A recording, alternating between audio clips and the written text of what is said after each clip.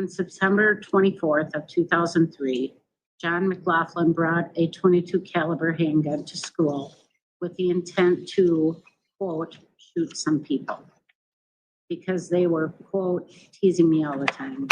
John took the handgun to the bathroom, loaded it, and waited for the victim. John followed and shot the victim, Parole, age 14, once in the back. This weekend marks 20 years since two students lost their lives at Rocori High School in Cold Spring.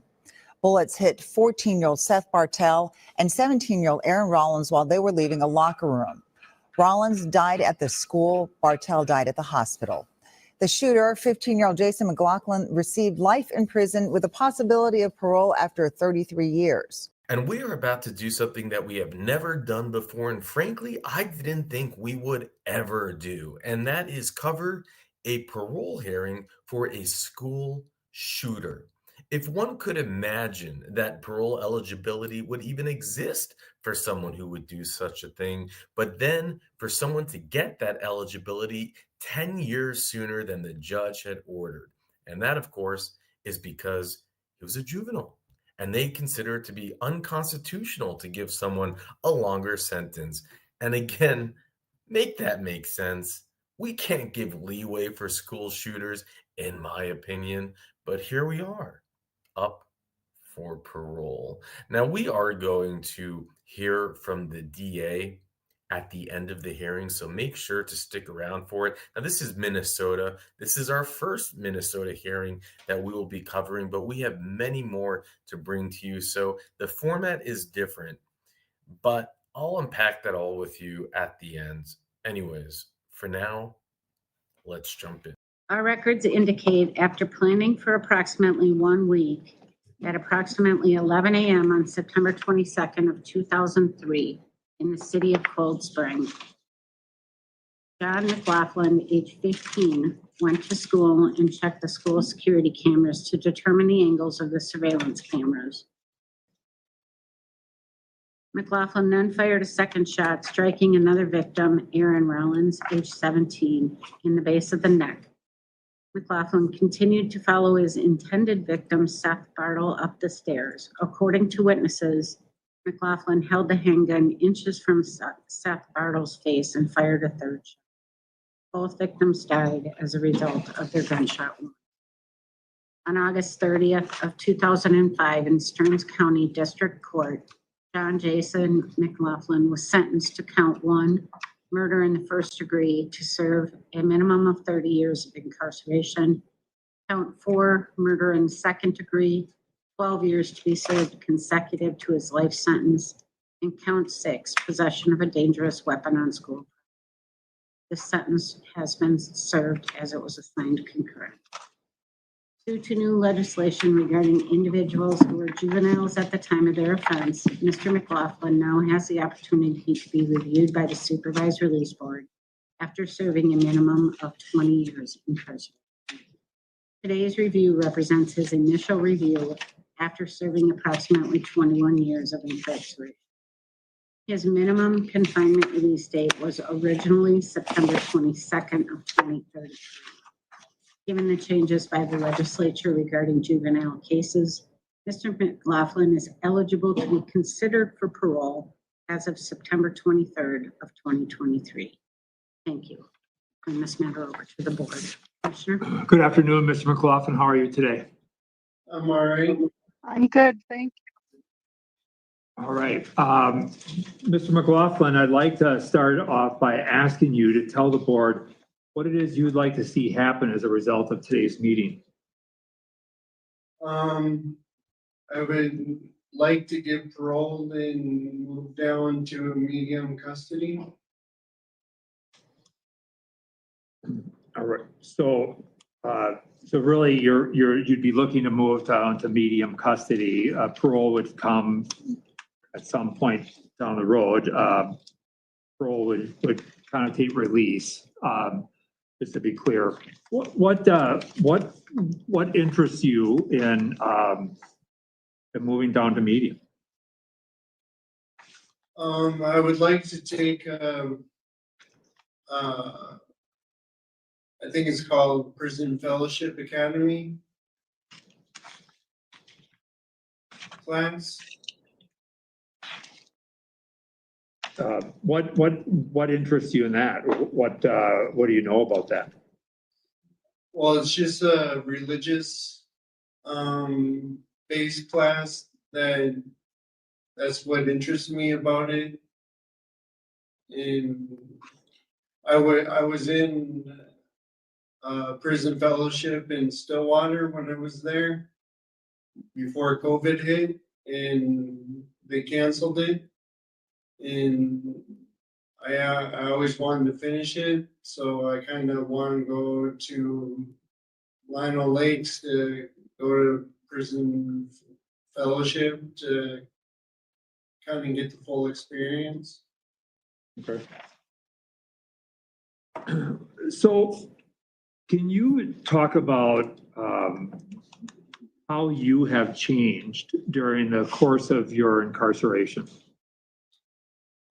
I've kind of grown up more. I've matured.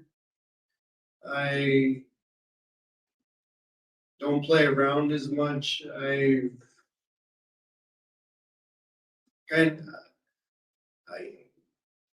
take life more seriously. I don't joke around as much anymore. Like, I don't know, I just take life more seriously now. I value my time more. I don't waste it doing frivolous things anymore. Can you talk about what level of insight you've gained into your offense? When you think about what happened at that time through the eyes of a person your age today, you know, how do you make sense of what happened there, and how did it go that far? I see a kid who was confused, frustrated, and just didn't know what else to do, kind of running in circles with no where to go. Like, he was lost without anyone to help him. Like, he was looking for help but couldn't find it, type of thing. So, you were looking for help. The reality is, would you can agree that your offense was pretty well planned. You planned to do what you did. Is that accurate? Yeah. And I think at one point in time you talked about the fact that you figured that you would be involved in the offense, and that you would be incarcerated for a period of 10 to 12 years and then you'd get out. Is that accurate? Yes.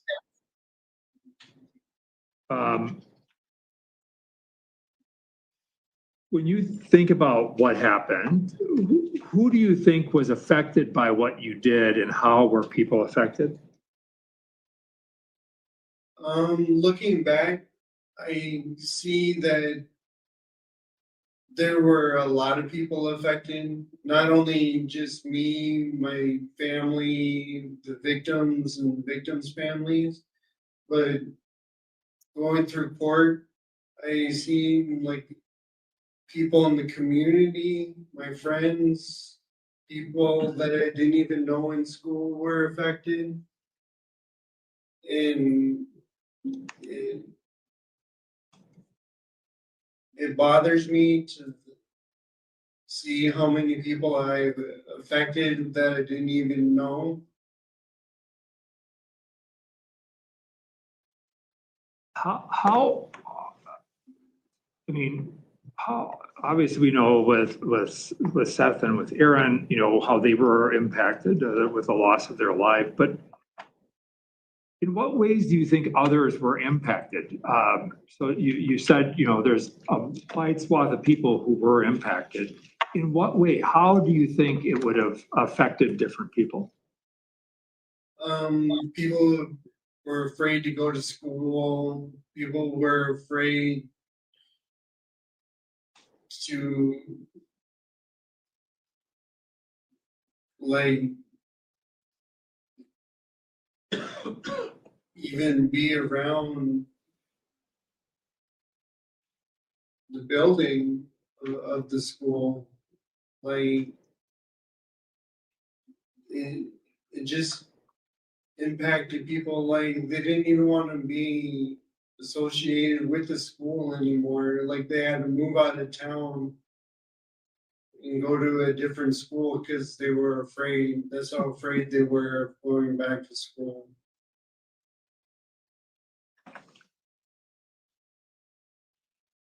When you think about the ways in which it might have affected, the people closest to Aaron and Seth, what would you guess the impact was on their families? Well,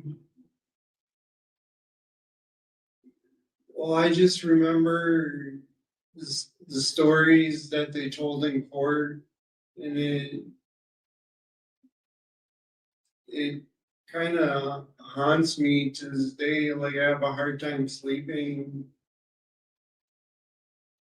thinking about what they went through and how they were impacted. Like I take medication now to sleep because of how they were affected. Because like I remember the story of Seth's mom hitting every red light on her way to the hospital, crying the whole way there, hitting every red light, and then seeing Aaron's mom losing weight every time she came to court,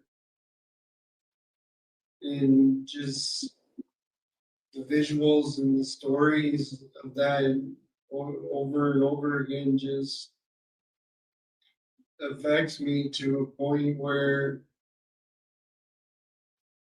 it just messes with me.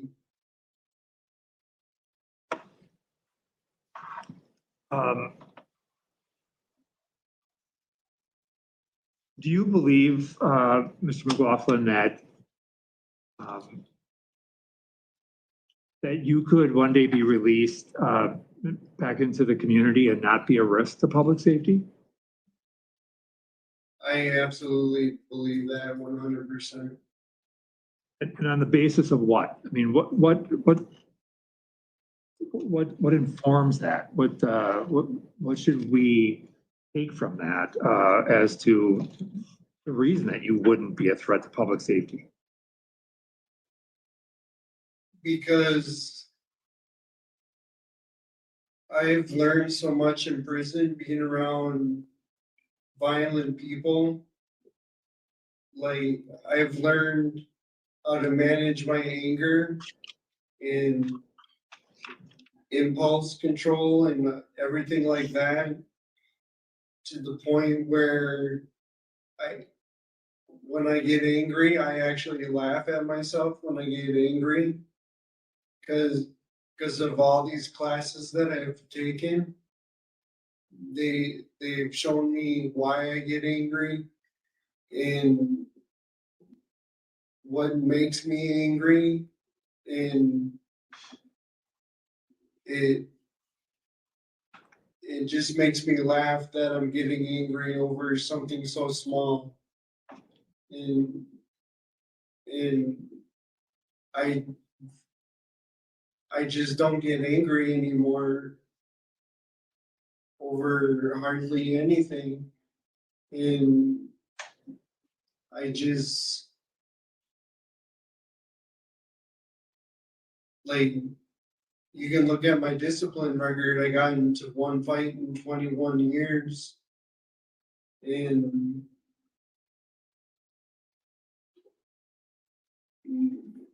that,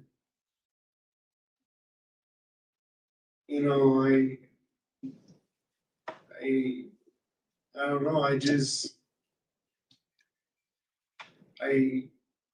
I'm not a violent person.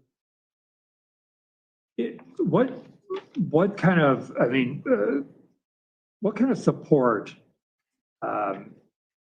will you need going forward? So right now, obviously, you have some behavioral health involvement support, right? Yes. And do you see that, do you regard or see that as being necessary going forward? Yes, I would probably need a therapist and a psychiatrist to help with my medication and mental health.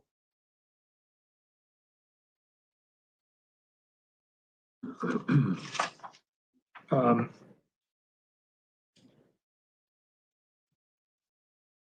what would be your long-term kind of goal? I would like to go to culinary school, graduate from there, work in some Asian kitchen somewhere, and then eventually open up my own Asian restaurant.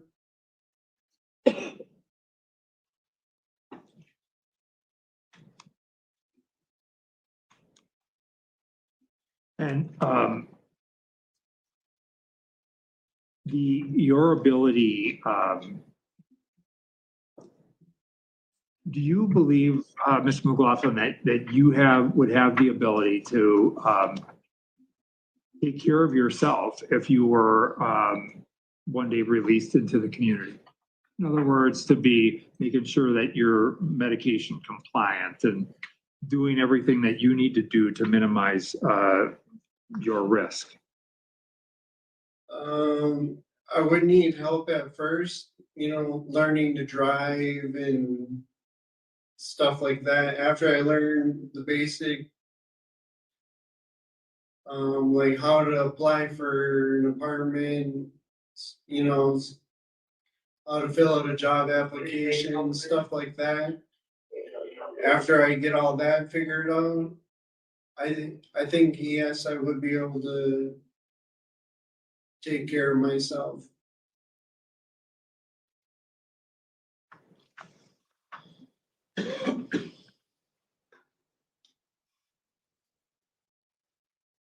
If you were in our shoes, if you were sitting on this side of this situation and you had to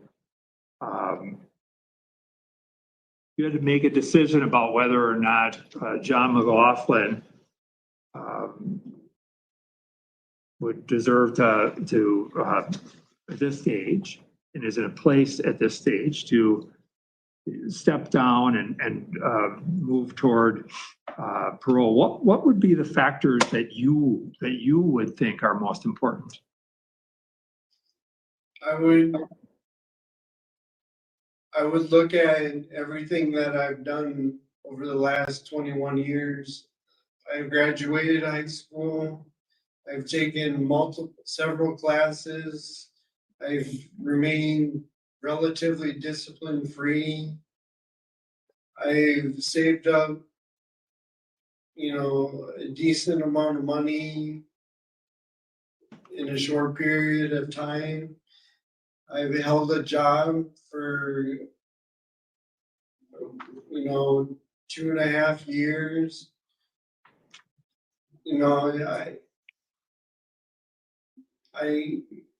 I'm being responsible. I just look at all the factors, take into account that I'm not the same person I was 21 years ago. And Do you think that at the time, 21 years ago, would people have ever been able to really predict that you would do what you did? Probably not, no. And this is one of the challenges that we face, right? Because just like people maybe couldn't then, this whole notion of how are we assured that that you would or could be safe to be released becomes really, I think, one of the important considerations as we go forward. And do you believe that your mental health is going to be will be one of the most significant requirements to you being successful if you were to be released? I think. What?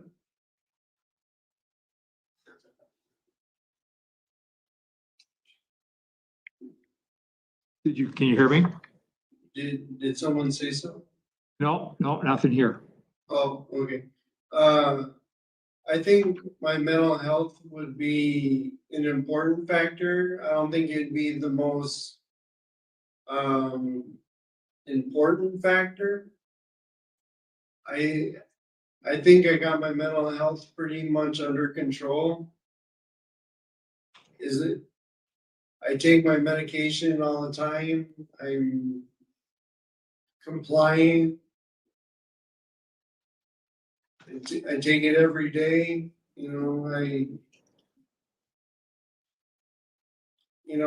know that I need it, so I take it.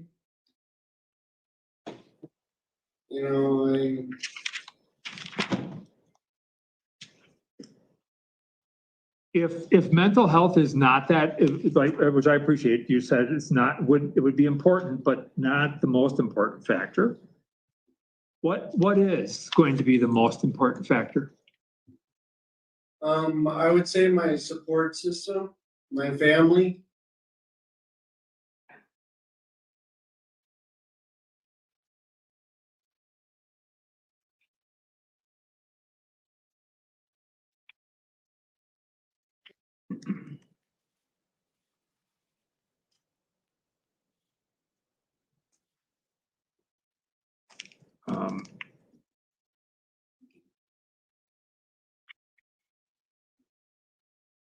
Last question I would have, and we'll talk to ask your mom to weigh in, and but can you say if you were to face the families of the people whose lives you took, what would you want them to know?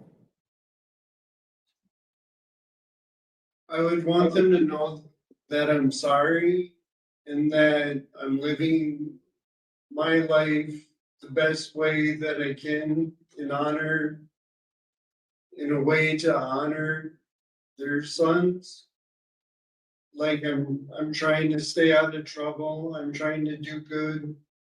I'm trying to better myself in honor of their sons to me.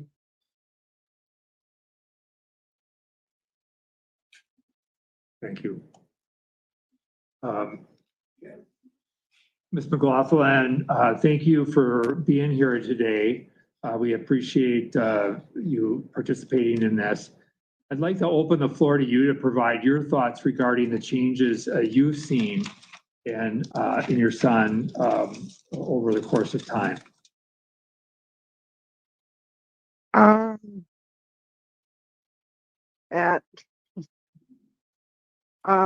During the beginning, it was very, let's say when I would go visit him, he'd be watching everybody, and just very not paying attention to us when we go visit. because he'd be watching everybody. He was very paranoid. And as the years have gone by, I've seen his demeanor change. He's been more attentive, and it didn't seem like he was as agitated. Sometimes he'd be looking somewhere at the beginning, and it's almost like, I don't want to sound weird, but it was almost like he was having a conversation with somebody else. He was pretty well out there. Where now he seems more like the Jason that I know, or John. I call him Jason, so the Jason that I know.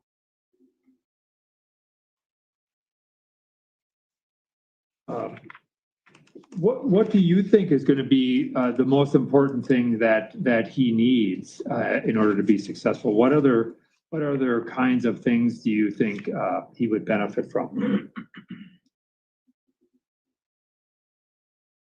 Well, I would take him in and help him get started, because it's going to be a very hard change for him, because he was so little and young. At 15 years old, I get an apartment and make sure he gets the medical help he needs, just to get him acclimated in the community, because it will be very hard for him, I think, until he gets, it's quite the change from what he's been used to. And I think the sooner that he gets out of the incarcerated family, the better. I think his mental health will improve a lot being out of there and in a different environment. Because he's on a lot of medication right now, and I would like to get that down somewhat, and get him more stable and get a job and just help him go into life like he should. Do you think right now there's that he's not stable? Not stable?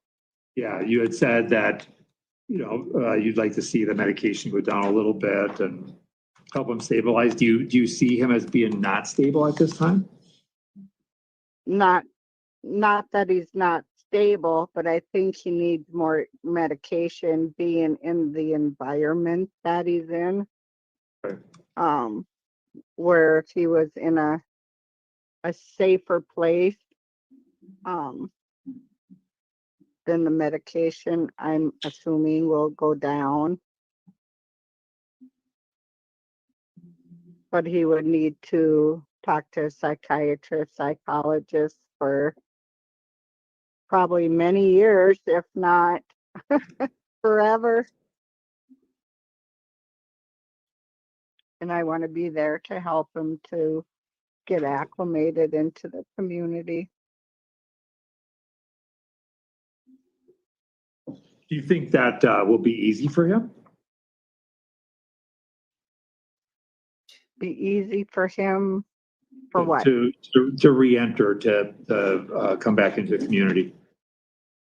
I think it'll take some time.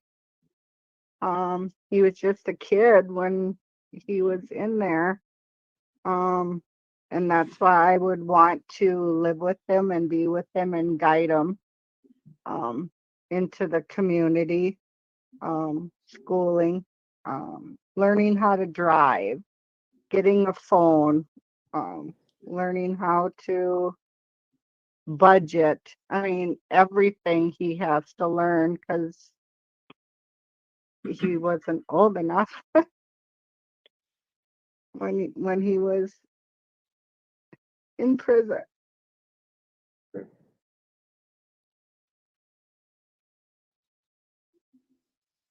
right, thank you so much. At this time, I'd like to open the floor for board members to ask any questions of Mr. McLaughlin or his mom.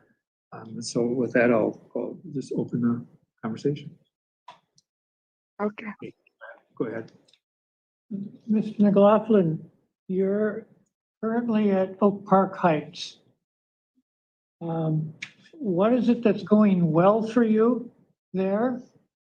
And sort of what would be missed or what would be gained if you'd be moved, say, to a lower security level? Or sort of what's at Oak Park Heights that's real important to you right now and you'd miss or you don't want to lose?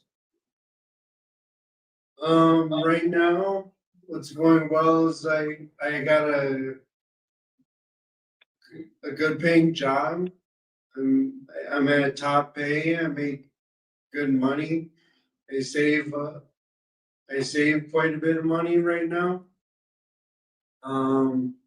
So that'd be one thing that I would lose that I don't really want to lose. And one thing I would gain if I would go down to medium custody would be programming, mainly Prison Fellowship Academy. That's one thing I really want to do. And also higher education, like college of some kind. Mhm. So I understand right now, being at Oak Park Heights, you're trusted and you can trust being there. Is that a fair assumption? Yeah. And there's just more opportunities at lower security levels to expand where you're at, is what I'm understanding. Yes. Thank you, sir. Thank you. Yep. I have a question. Excuse me. You mentioned that you aren't wasting time doing frivolous things anymore. What frivolous things were you doing? Just walking, like literally walking around outside, exercising, and literally just walking around, talking, joking around. And just doing nothing with my time, just exercising and talking and walking around. That's all I was doing. And what meds are you on?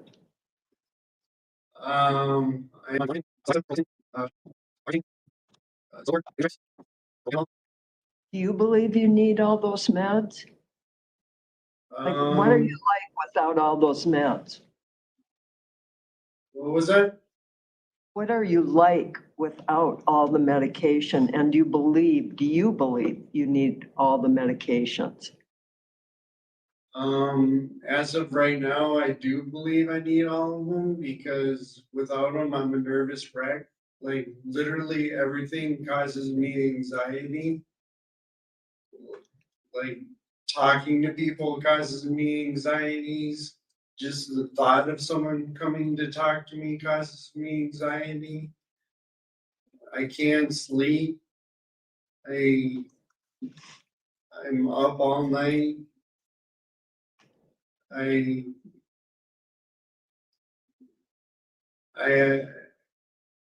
have severe depression. I hear voices all the time. It's rough without them. Thank you. Other questions? What makes you convinced that Prison Fellowship Academy is for you, and what's the basis for your knowledge about it?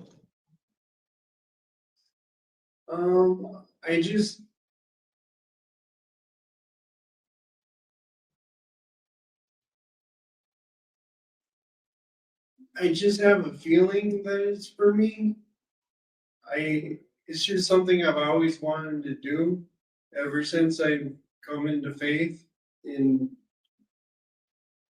it's just something I've always wanted to do. Did you say ever since you came into faith? Yeah. And when was that? 2019.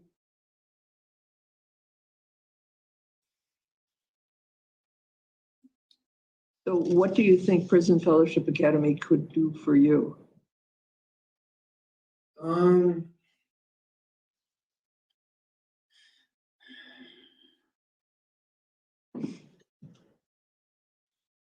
To be honest, I don't know. Just maybe teach me more about the Bible and stuff like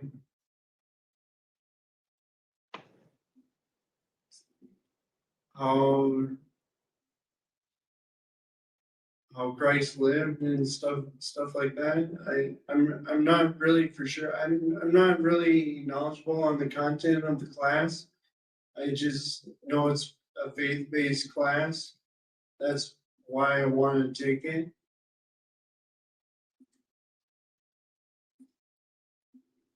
Thank you.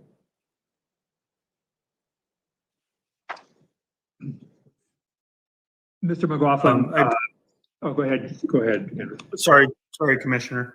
Mr. McLaughlin, I had a question. I jotted down a few notes. One of the things that I noted was from the risk assessment or the psychological assessment, you said that after you had attended some programming, that really you started to have a better sense of empathy and remorse for what you had done, and the kind of that ripple effect that we spoke about earlier. What do you recall? What programming that was, or maybe it's a couple of programs that you participated in that you feel was especially impactful for you? It was kind of like all of them put together. It's kind of like an aha moment. Kind of like all these classes kind of just ripped open my mind and just kind of showed me like, this is what you did and this is why you did it, and these are the reasons why you did it. And then all the classes that I took were showing me like, this is why you did it and this is the reason behind it, and this is how you can fix it, type of thing.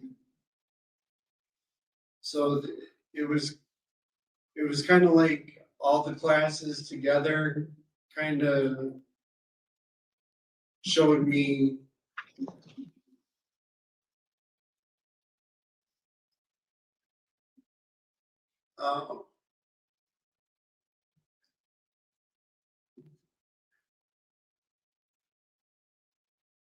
I don't know how to say this, but showed me like what I did and gave me the empathy and sympathy for what I did.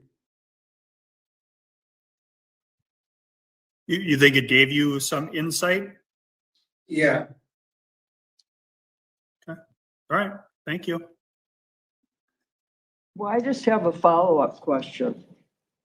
Why did you do what you did from those classes, based on those classes? What did you learn about why? I learned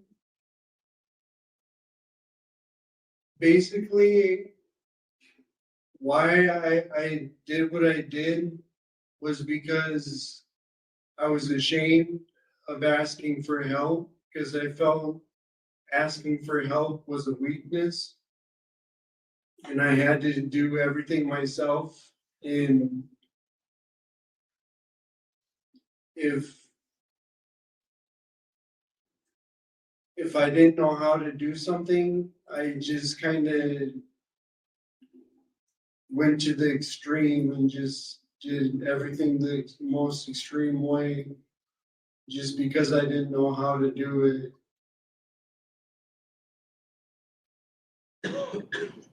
Thank you. Let me ask a question. please. Oh, go ahead, Joe. Mr. McLaughlin, do you recall what was going through your mind during the time that you were actually committing the crimes? Yes. Could you tell us about that, please? I remember everything that he was saying to me, every little joke that he was saying, every little smart remark that he was saying to me, every little slap on the back, every time he would push me, just every time he would pick on me, every little time he would do something, that's what was going through my head. How long had this been going on? Since 6th grade, so 3 years roughly. And how long had you felt this? Were you feeling, I don't want to put words in your mouth, but rage during the time you were committing the offense?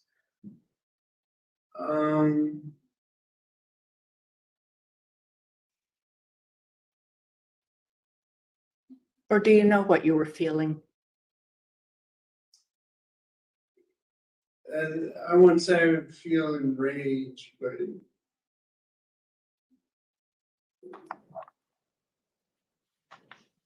I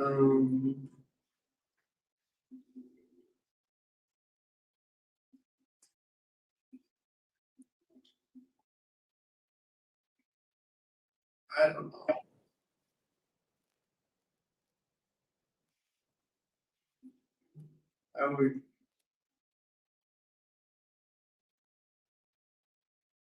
I would say about a year.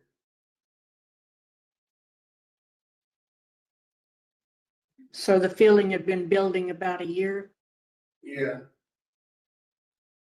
Okay, thank you. Mr. McLaughlin, when you met with psychologist who did the risk assessment, Yeah. have you had a chance to look at that and read that after it was done? Yes. One of the questions that was asked of you was if you felt that it was fair to be charged with the crime that you were charged with. And do you remember what you said?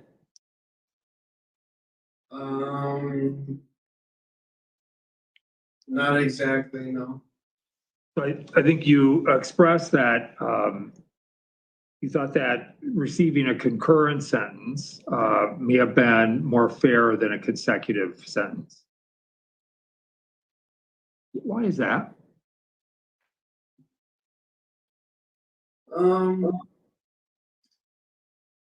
Because to me, a consecutive sentence is kind of like saying we don't ever want you to get out.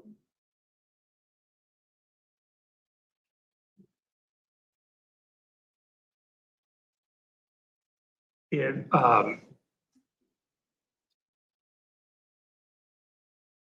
and I'm not suggesting that it has to be this like clean. But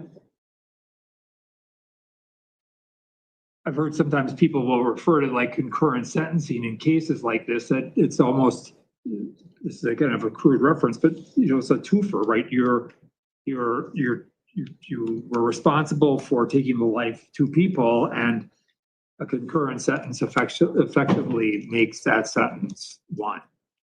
Does that resonate with you at all? No, that's not what I was going for at all, actually. I'm not saying you were, but I mean, does that make sense that people might feel that way? I could see someone seeing it that way, but that's not what I was going for. Okay.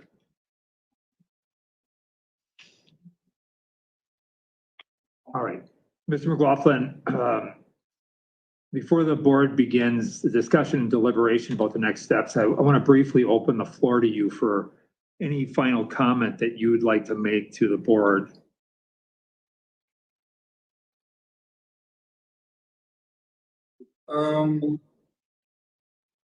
I just want to say that I'm not the same person I was when I was 15.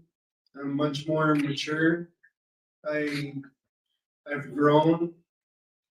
I've changed. I've bettered myself. I've proven that by taking classes.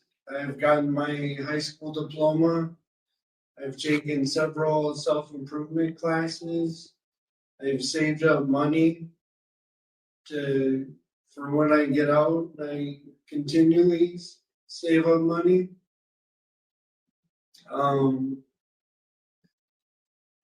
I continue to take classes, like I'm currently in restorative justice class right now, which is almost over.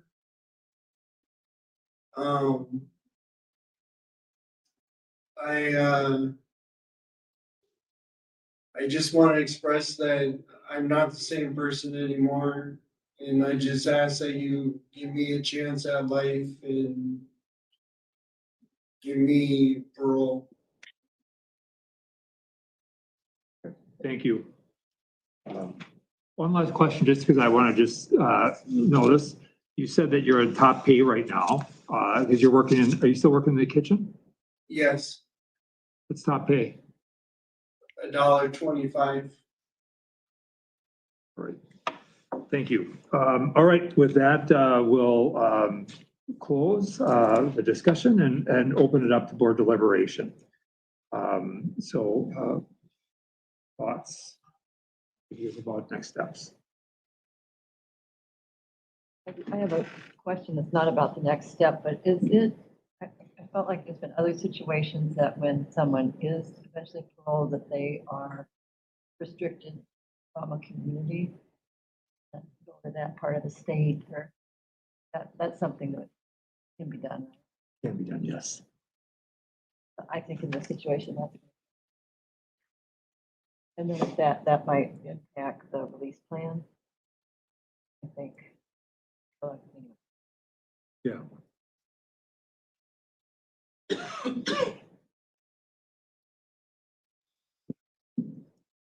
The big advantage of stepping down is more opportunity for broader ranges of classes and involvement in Prison Fellowship Academy. So participation in a variety of religious and spiritual activities, as well as, say, college activities, not available at Oak Park Heights. Is that fair assumption? Yeah, I mean, if he were to move to Vinos, where the PFA operates, and there's also some night college opportunities or education stuff there. So there's less of that right now. But at the same time, what's happening at Park, it seems to be that environment has set up a safe place for both sides, the way it seems. And what's the risk of that being lost, or what's the gain or the risk of that not happening when moved? I guess there's the question I'm wrestling with right now. I'm in the same place. I feel like, we just talked previously about Mr. Flowers and PFA,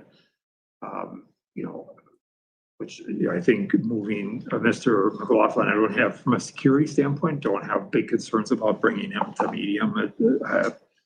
I don't think that's, but I think some of the stabilization factors would be a thing. I think this is speaking for myself here. I'd like to see him be able to do PFA and do even the after care PFA program, which is a little bit longer. I think then you're talking about 17, 18 months just for that. And to be just completely transparent, I'd like to see him have another move, another medium move before he would be looked at for down. And so I'll just be really transparent where I'm at. Maybe I'll just make it a motion and see if it gets a second. That I would move, we deny parole, that we would affect a transfer to Lino so that he can participate in PFA and that PFA aftercare program. And he can participate in education, that he would also fully and continue to engage with behavioral health and psychiatry, and maintain full compliance with medication and any recommended treatment programming on that front. And that after a period of 24-ish months, that we would look to transfer him again, assuming everything is stable at that point, moving him again to another medium site just to give him that opportunity for a move to see how he manages that transition. And I would recommend, as part of this motion, a continuance of 5 years. I'll second. The motion and now a second discussion. Well, not this has to be an amendment or anything, but I think vocational. I think when he is released, I think the more that he is able to support himself pretty quickly. Yeah, and I think one of that second move for PFA would be. Doesn't need to say that. No, I think you're right. I agree wholeheartedly that vocational access and programming access would be really helpful, beneficial for him. Point of clarification. Yeah. So that would be 5 years before he'd move to the second sentence, which is the 12-year sentence. It'd be 5 years before he would be seen by the board again. Right. And then it would be the board's decision about what happened. So the only thing that we're really doing is moving him within that 5-year term to another site. But we're only talking about the one sentence. Yeah, we aren't even, looking at anything with regard to breaking out the two sentences. So it's just no parole. Yeah. Any other thoughts, concerns? Hearing none. I apologize, Commissioner. There's just a slight delay due to technology. One thing, I thought I heard him say that, he's just wrapping up restorative justice, or his involvement in that. I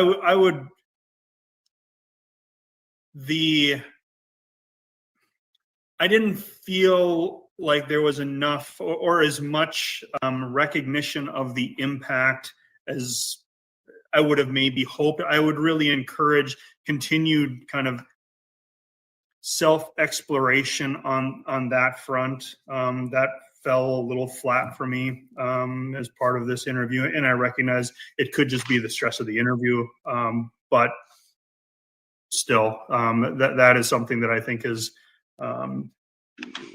important. And that certainly would be accessible at any of the facilities he would be looking to go to. Lionel first, and then after that, all of the mediums have a pretty robust restorative justice program, and I agree. Okay, we have a motion and a second, and a framework for a plan. To the motion, Board Member Bray, Yes. Board Member Earhart, Yes. Board Member Larson, Yes. Board Member Ramstad, Yes. Board Member Nelson, Yes. Board Member Sh00ter, Yes. and Schnell votes yes. The vote is seven members, so it's unanimous vote. Mr. McLaughlin, we are going to make some moves here in accordance with some of the things that you've identified as things that would fall into your plan. I think as Mr. Sh00ter noted, that we want to see you have that opportunity to make a move, participate in programming and stabilize, and then be able to have another move where you might do some vocational or other types of programming, because you have been, I think, as noted, and as your mom discussed, you've been incarcerated since you were 15 years old. And on the basis of that, we want to make sure that we're testing your ability to make the transition as we go forward. Do you have any questions about that? No. The other thing I would just add is that as a standard, just for people's awareness, don't expect it to be a problem here, but remaining discipline for you would be kind of a base expectation. But you've obviously done quite well with that in recent times. So with that, Mr. McLaughlin, we'll end, and we thank you and wish you the best of luck. It will take a little bit of time for us to begin to make that the transfer move, and we'll be working with your case manager to make that happen. Okay. All right. Thank you, sir. All right, Thank you, Mrs. everybody. McLaughlin. All right. Thank you. Okay, can you hear me? Okay, Yep. thank you. My name is Bill Klump. I was the prosecutor in the McLaughlin case. I'm 76 years old, so I thought I'd make some comments because get around every day is a gift. My understanding is that this legislation was prompted by much of the brain development research, and particularly people like Professor Moriarty and now Hennepin County Moriarty, I don't know if they're related, use that as a basis to really try to minimize consequences for youthful offenders. I was on the American Bar Association's task force for criminal justice mental health standards, so I became quite familiar with those studies. As it relates to McLaughlin, first of all, he admitted that he knew it was morally and legally wrong to do what he did, and he knew that he would be incarcerated for it. This was not, these crimes were not impulsive, which is unlike many of the crimes we see youthful offenders getting involved in. Obviously, he had scoped out the school for cameras, metal detectors, knew that there would be no cameras in the locker room or the bathroom where he loaded the gun, or in the hallway where he opened fire on Seth Bartell. My recollection of that of Ken McDonald's, the BC agent, was that he actually fired 4 shots total, 3 down in the basement. First hit Seth in the back. The second and third shots, one of those, they both missed Seth. One hit Aaron Rollins in the neck. And there was another that was just a clean miss and hit the wall. Then he pursued Seth up into the gym, and that's where he shot him in the head.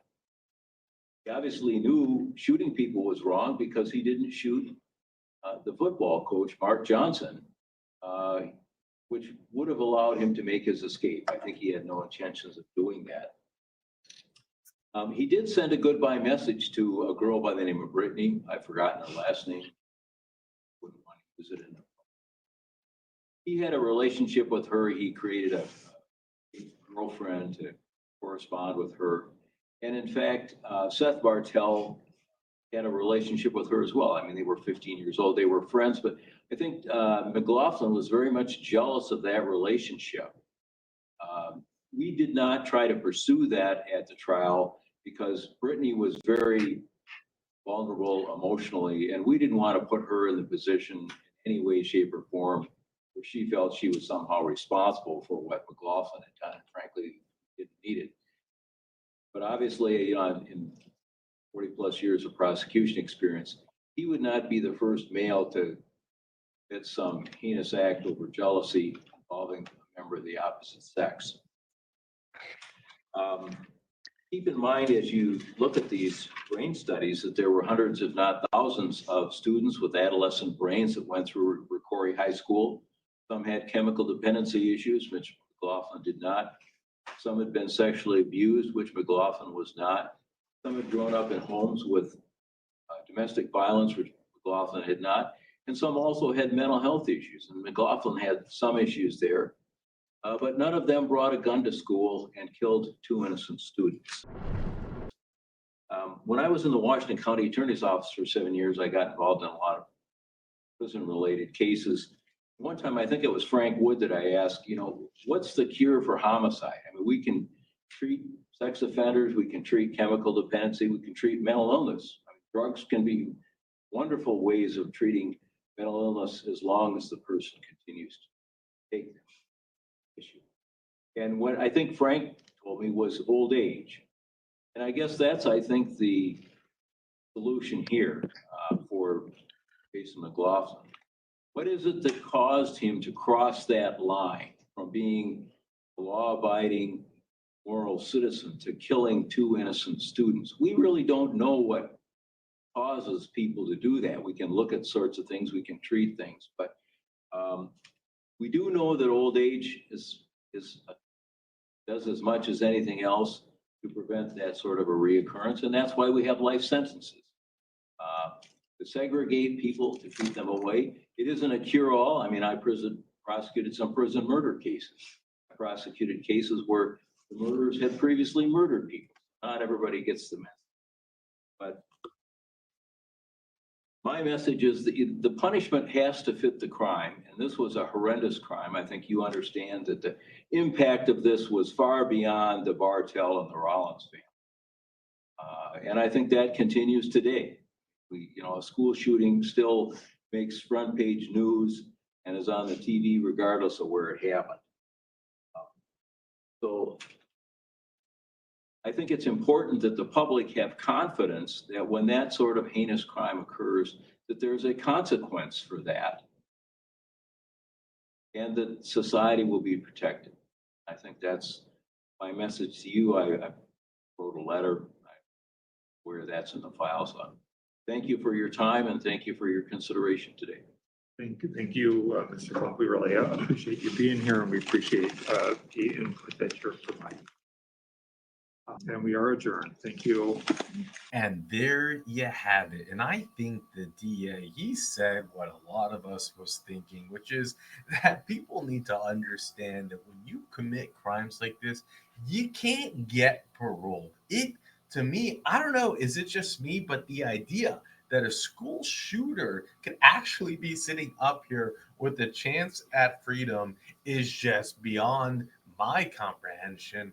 But they denied what he was asking for. Now look, we'll go over the information of the case. We'll fill in the slots. I'll share some information Lady Holly has brought, and then we'll continue to bring you more cases from Minnesota, and then we'll ultimately make a decision whether we want to continue with the state or not. Ultimately, it's going to have to do with how much interest you have in seeing these Minnesota type hearings. Now, usually we do hear from the victims at a normal time, not after the hearing. I'm not sure why it happened in this case, but normally we would have heard from the DA before they made their decision. And, unlike other states, Minnesota actually has a system that seems to surprisingly kind of make sense. Now, I'm still figuring out Minnesota as we go, so my opinion might change. But as of now, from what I've seen from it, they seem to have a process in place, which again makes a little bit more sense. So you would show up to a hearing like what we just saw. He wasn't asking to be released early, but he was asking to be moved facilities. And so you can go from maximum to medium, from medium to minimum, and then maybe eventually get parole. And frankly, that kind of makes sense to me, doesn't it?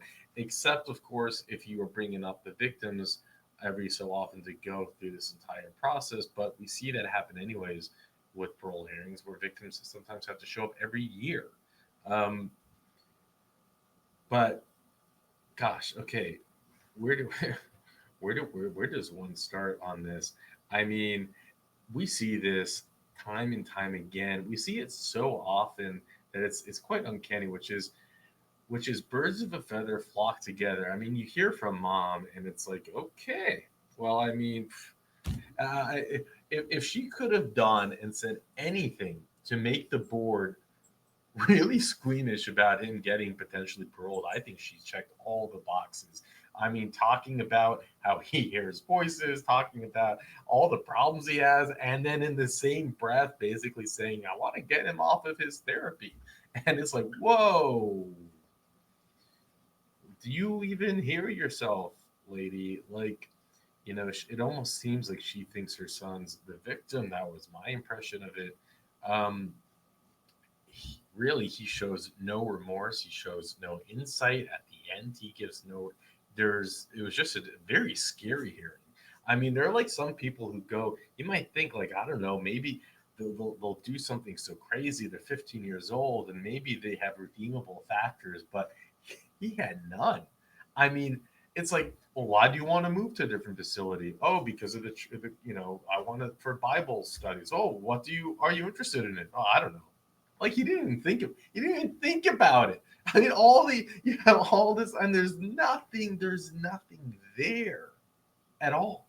And then you have the DA that again comes and speaks, and you find out that it seems like the killings were done through spite, through jealousy. And he's dragging the victim through the mud even then, saying he was being bullied.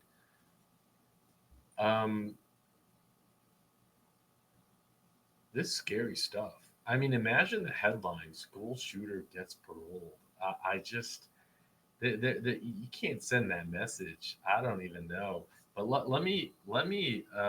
Oh, another scary. This was a scary thing.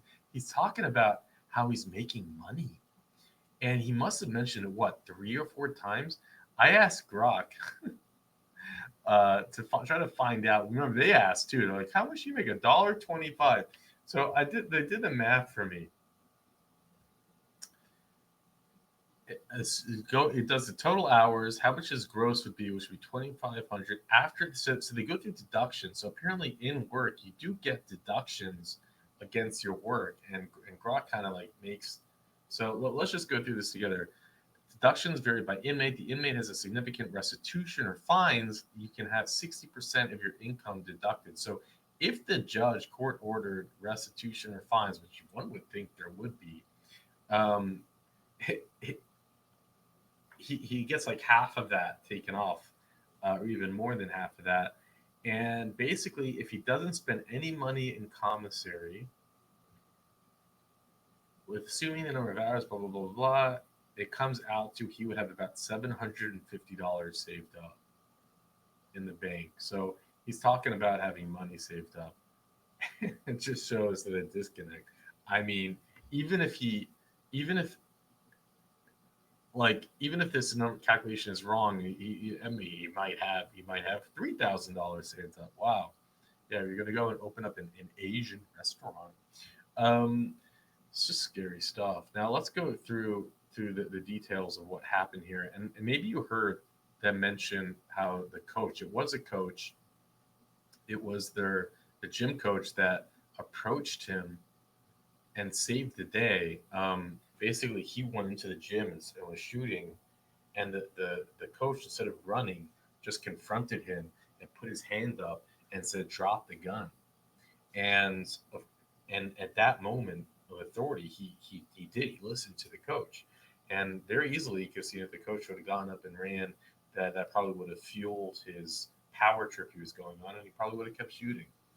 But let's go through this. So on September 24, 2003, he loaded his father's semi-automatic 22 caliber pistol, put it in a gym bag, and brought it to school with the intention to shoot some people, in quotes. Specifically, McLaughlin intended to hurt fellow ninth grader Bartell, who, according to McLaughlin, was one of the students who teased him all the time. Although we heard from the DA that it seems he stole his girlfriend, not stole his girlfriend, but it's that he was more jealous of him. Okay, so Bartell and McLaughlin were in the same physical education class. Shortly before that class was to start, McLaughlin brought the gun to the boys' locker room and cocked it in the bathroom so no one would see it. He then hid the gun in the gym bag, sat on a bench, and waited for Bartell. Other students were getting ready for class in the locker room at this time. McLaughlin asked one of these students, RS, where CE, another student in the physical education class, was. RS responded that CE was gone that day. Shortly thereafter, RS left the locker room with Bartell, who had changed clothes in the area of the locker room with McLaughlin could not see. McLaughlin followed RS and Bartell out of the locker room and into the hallway, where he fired the gun and hit Bartell. Bartell grabbed his left side as he and RS continued down the hallway toward a staircase leading to a gymnasium. Meanwhile, McLaughlin cleared a jam in the gun and reloaded it. Before Bartell and RS reached the stairs, McLaughlin fired a second shot in Bartell's direction. This shot missed Bartell but hit a fellow student, Aaron Rollins, who was walking toward McLaughlin. Rollins raised his hands toward the wound in his neck as he started falling and said, "Help me, I'm hurt. Help me, I've been shot." This is in 2003. This is still, I don't know, in the early stages of school shootings. Now it's so common. It's insane, which is why you can never release, never, you cannot release people who shoot up schools. It's insane to me. RS and Bartell, this is just, climbed the stairs. Bartell lifted his shirt and said, "RS, look, I'm shot." RS and Bartell continued up the stairs and into the gym, looking for their physical education teacher. Shortly thereafter, McLaughlin entered the gym and approached Bartell. When McLaughlin was approximately 2 feet from Bartell, who had turned to face him, McLaughlin shot him a second time, hitting him in the forehead. So he literally shoots him, chases him down the hall, up the stairs, into the room, and then execution style between the eyes. You can't make this up. This sick psychopath. And he has, again, like I said, no redeeming factors in the parole hearing. There is nothing. I think that, imagine him, and he will be free one day because he didn't get a life sentence. Or he got a life sentence, but because of the law changes, that's not. So student witnesses estimated that the gun was anywhere from 1 to 8 inches from his head when McLaughlin pulled the trigger. But a forensic expert determined that the distance was approximately 18 inches to 3 feet. Bartell collapsed instantly and he started to walk away. And in his interrogation, by the way, he fakes it. He fakes that he's shocked that someone died, by the way. "I only meant to hurt him," he says, which is just, Physical education teacher, this is the hero. Mark Johnson was completing some paperwork in the gym when McLaughlin shot Bartell a second time.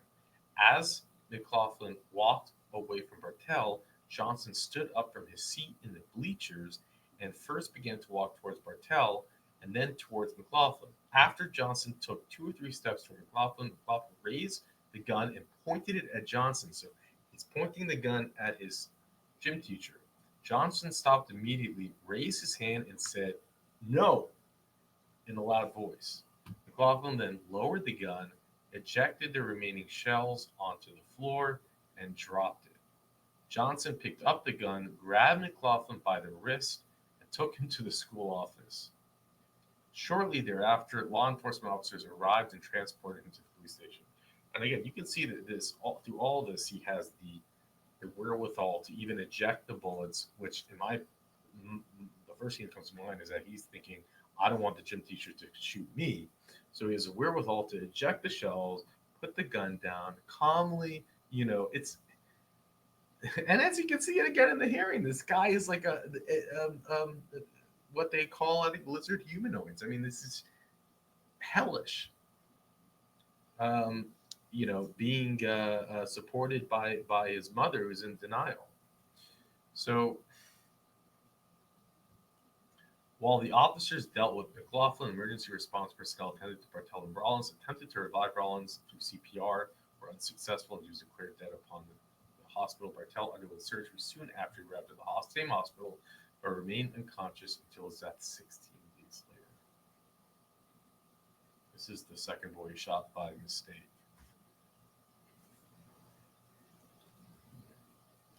In an interview with the Bureau of Criminal Apprehensive Agent McDonald, immediately after the shooting, McLaughlin initially admitted to shooting Bartell in the basement, but moments later he said that he thought the first shot missed him. McLaughlin told McDonald that once he reached the gym, he shot Bartell again from a distance of 5 to 6 feet. When asked where he shot Bartell, McLaughlin responded, "I don't know, I think right here," and pointed to his shoulder. So again, he's immediately now trying to get away with it. McLaughlin told McDonald that he did not think he shot anyone other than Bartell, but acknowledged that he might have missed, maybe. Midway through, if he missed, maybe. Midway through the interview, McDonald learned that one of his victims died. When he was relayed the information, he started to cry, which, again, I just don't believe it. McLaughlin denied wanting to kill or seriously hurt anybody. McDonald that he was just trying to hurt him, but he hurt me. He said that he did not think a 22 would do very much harm. McLaughlin also told McDonald that he started thinking about bringing a gun to school approximately 1 week earlier. He also said that 2 days before the shooting, he checked the school for metal detectors and security cameras. Toward the end of the interview, McDonald and McLaughlin, "Do you think you did something wrong today?" And he said, "Yeah."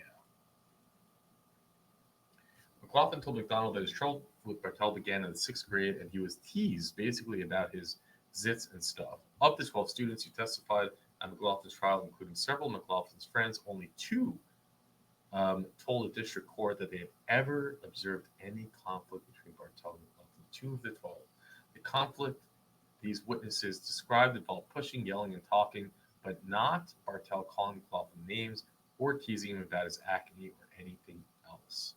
2 students testified that CE called McLaughlin names such as that and asshole, but these witnesses qualified their testimony by stating that CE teased everybody else in the same manner, that CE was just kidding type of guy, and that the conflict between CE and McLaughlin was nothing major. A 3rd witness remembered one instance in which CE pushed McLaughlin out of the way of McLaughlin's locker and responded by acting as if it did not happen. Can you even imagine that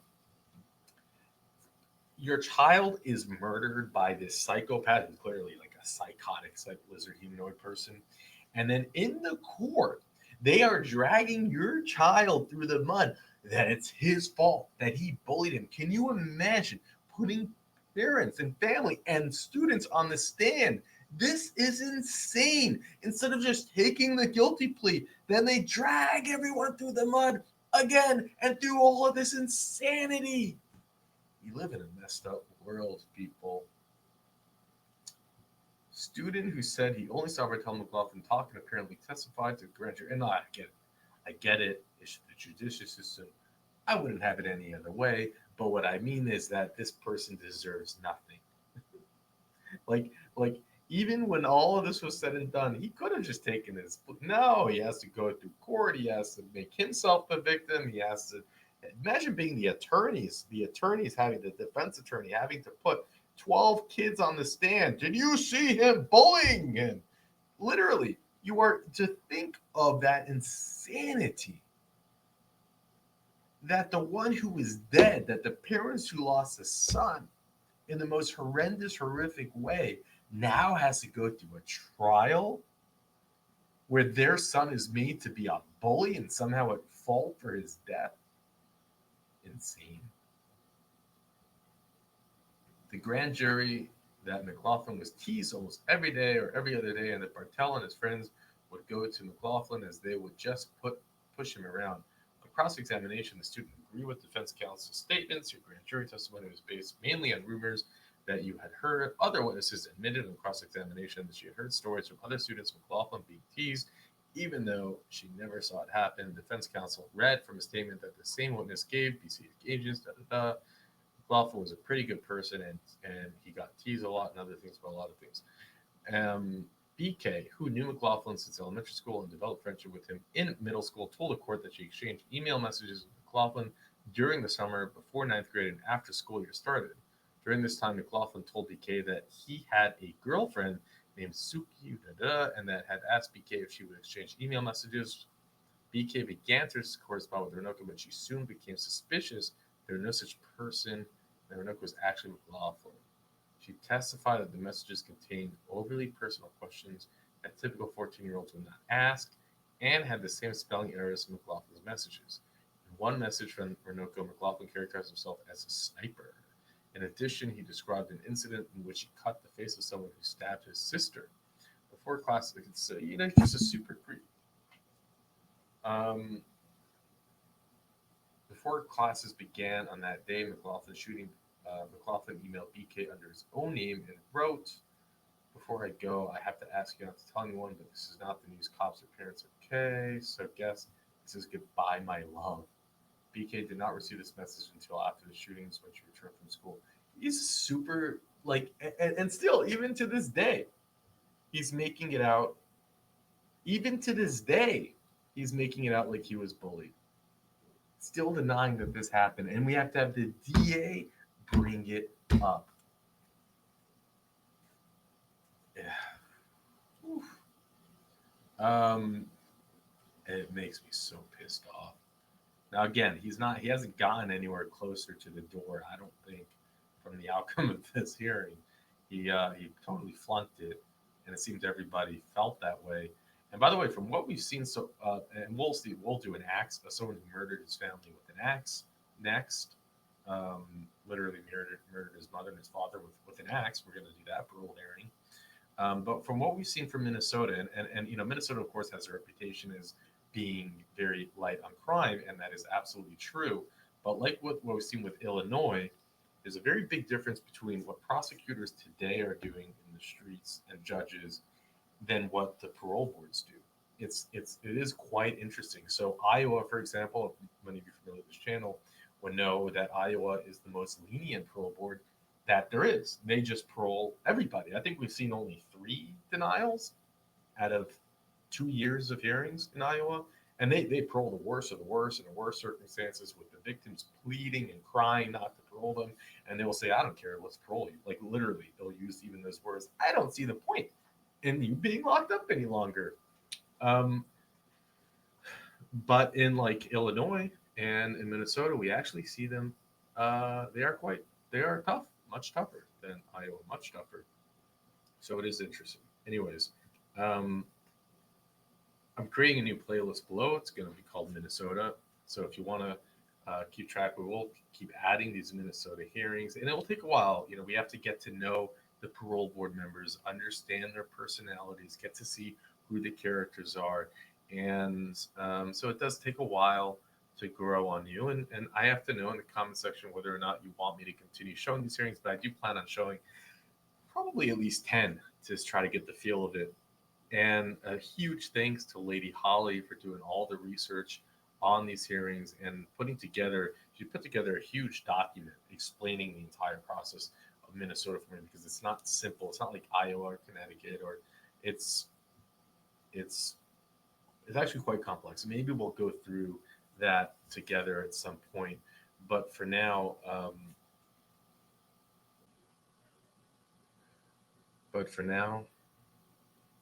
let you go.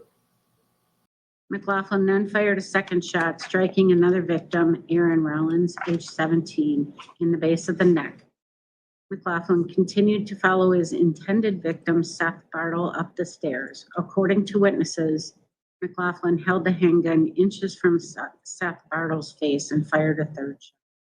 Both victims died as a result of their gunshot wounds. On August 30th of 2005 in Stearns County District Court, John Jason McLaughlin was sentenced to count 1, murder in the first degree, to serve a minimum of 30 years of incarceration. Count 4, murder in the second degree, 12 years to be served consecutive to his life sentence. And count 6, possession of a dangerous weapon on school. This sentence has been served as it was assigned concurrent.